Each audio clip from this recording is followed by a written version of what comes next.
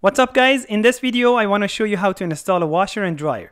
This video contains some super important information about your brand new washer and dryer. So if you want to avoid any kind of a damage to your brand new washer and dryer, you have to watch this video till the end. Especially if you have a front load washer and dryer. I guarantee this video is going to be very helpful and you're going to like it. I always begin by installing the dryer first. In my case, this is an electric dryer. So in order to vent the dryer to the outside, I got myself a flexible vent and a clamp. I have to put the clamp on top of my flexible pipe and then install the flexible pipe to the vent on the back side of the dryer. And then I tighten up the clamp on it. You have to make sure that it's sitting nice and snug in place. You have to give it a pull test and double check and make sure that it's not coming off. If you're planning on using a flexible vent pipe like what I'm using for this project, you have to ensure that it's rated for dryer. Normally right on top of the packaging it says that. We're done with the back of the dryer now. It's time to hook up this flexible pipe to the vent that goes to the outside of the house. In my case, I'm working with a newer house. As you can see, these style of vents are new. The actual vent that goes to the outside looks like this. It's in oval shape. So it's a little bit more difficult to put this pipe over it, but take your time, make sure it sits nice and perfect over top of it. Once it sits in, I put one metal screw on it and then I put some aluminum tape on top of it and give it a pull test at the end. It's very important to give that pull test just to make sure that it's not going to come off. And then I hook up the electrical line to the outlet. This dryer also requires a water hookup because it has a steam drying options. If you want to use that as steam option, inside your packaging you're going to have a box like this. Inside this box we're going to have a smaller hose like this one. Make sure that O-ring or the washer is sitting inside this connection. We're going to also have a Y connection like this. Make sure that O-ring is there, and also we're going to have a longer hose. Double check and make sure that you have that O-ring on both sides of that hose as well. So the first thing I do is to connect that smaller hose to the Y connector. It's very important again to double check and make sure that O-ring is sitting there. Do your absolute best to make sure that it's super nice and snug. And then we have to hook up the other end of this hose to the cold water line that is provided for the washing machine. First, use your hands to thread it onto the valve and then use some kind of a tool to make it nice and tight. Make sure to tighten up all the connections with your channel locks or some other tools. If your dryer has a steamer option, on the back side of it, you're going to have a water inlet. The longer hose that I showed you previously has to be hooked up to this. So we're going to put this on and tighten it up with my channel locks. The other end of it is supposed to go to one side of that Y connector. Again, we put it on by hand and we're going to tighten it up with the channel locks. At this time, the dryer is fully installed and we can push it in place. Now let's talk about the washing machine. This is the back side of a front load washing machine. As you can see on the back side of this machine, we have 4 bolts. These bolts have to come off first thing first. This is that important part of the video that I was talking about. Basically, the tub inside this machine is held in place by these 4 bolts. If you don't remove these and hook up your water line and let's say you turn on the washing machine, it's going to be jumping all over the place. It's going to be dancing like crazy. So in order not to damage the tub inside and also the suspension system that is holding that tub in place inside this washing machine, you have to remove these bolts first thing first. The manufacturer put these bolts inside this machine just to protect it against any damage while it's getting transported to your house. In some models, you get covers like these ones that go over top of the holes that were left after removing the bolts. On the back side of any washing machine, you're going to have 2 water inlets. One is for hot and the other one is for cold. Before you connect your water hoses, make sure that there's a filter like these ones inside both of these inlets. I highly recommend you to use these braided steel hoses for any kind of a washing machine. Just make sure that those gaskets are inside them before you tighten it up. You need one hose for the hot and one hose for the cold. Just put them on by hand, tighten it up as much as you can, then use some kind of a channel lock or any tool that you like to tighten it up and make it nice and secure in place.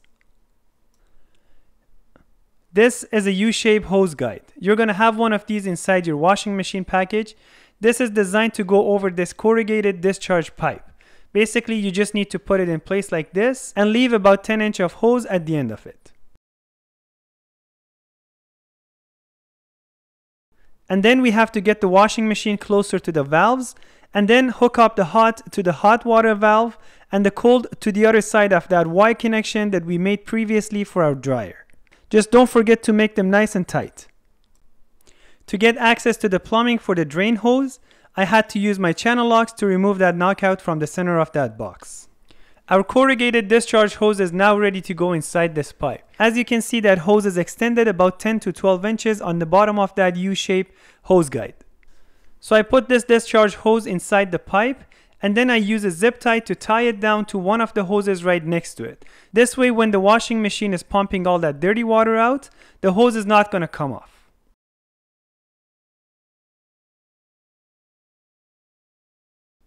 After connecting the power cable to the electrical outlet, we have to open up the water lines and then double check all these connections for any leakage. If there is no leakage, we're good to push the washing machine inside.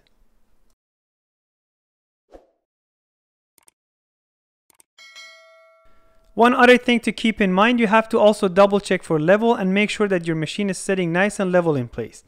I filmed it. For some reason I can't find that footage, but you just get the idea. Basically use the level and double check. On the bottom part of your washing machine you have these extendable legs. If it needs to be adjusted, you can adjust it. Both of these machines are installed and they're working perfectly. On most of these dryers you can also reverse the door swing as well. Basically this one opens from right to left. If you remove these screws and put the door the other way on the left side, it's going to swing from left to right. On the bottom part of your front load dryer, you're going to have a lint filter like this one. Make sure to empty this before and after every usage. And every time you empty a load from your washing machine, make sure to put your hand inside this door boot seal and make sure there is nothing stuck there. Sometimes the smaller clothing items like socks get stuck in there, and in the long run that is going to damage your machine. So it's a good idea to get a habit of double checking that after every load. On most of these machines you also get this rubber piece. You can grab onto that and pull it back. This way you can see the back side of that rubber boot as well. If there is anything stuck there, you can pull it out. Another very good habit to have is to turn this drum after every load and listen for any grinding noise. Sometimes the small bra wires come off while washing and they get drawn into the inner and outer part of the drum, and it goes through these perforated holes. So if you hear any grinding noise, just turn on the light on the back side of your cell phone and hold it against the bottom part of the drum. Then turn the drum slowly until you can spot that bra wire in one of these perforated holes.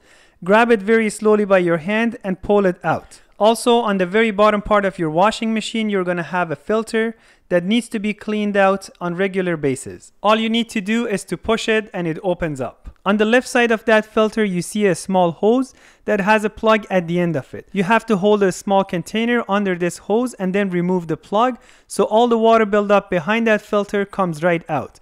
Once all the water is emptied up, you can open the filter. In my case, this is a brand new washing machine, so there is no water in there. I'm just showing it for demonstration purposes. So you can open this filter and double check it. If it's dirty, you have to wash it obviously, make it clean, and also don't forget to clean up the inside part of that filter as well. Make sure to clean up the housing inside before you put that filter back inside. I also want to give you another cool tip. If you want your machine to last for a longer time, as a general rule of thumb, you should only use about 1 tablespoon of laundry detergent per regular load size. The measuring cup that comes with your liquid laundry detergent and the cup that is also inside that washing machine is about 10 times larger than the actual amount of laundry soap that you actually need for a load. So make sure not to put more than 1 tablespoon. This is just a marketing thing. They're pushing you to buy more and more laundry soap. Also, if you notice that your clothing smells after a few days that you wash them, that means that you're using too much soap. Also, make sure to pull out this tray and wash it up at least once a month so it stays nice and clean. And every time you're done washing a load, make sure to leave that washing machine door open, so this way no mold and mildew can grow up inside your machine. It's also a very good idea to clean up the washing machine door with a microfiber cloth every time you're done, so this way that door looks nice and brand new for as long as you own this machine. There you have it, guys. We came to the end of this video. I hope you liked it. If you did, please don't forget to hit that like button. And if you're new to the channel, please make sure to subscribe and hit that bell notification for more videos. Your likes, comments, and subscription is the biggest help to this channel. Thank you very much for giving me your time. Till next time, peace.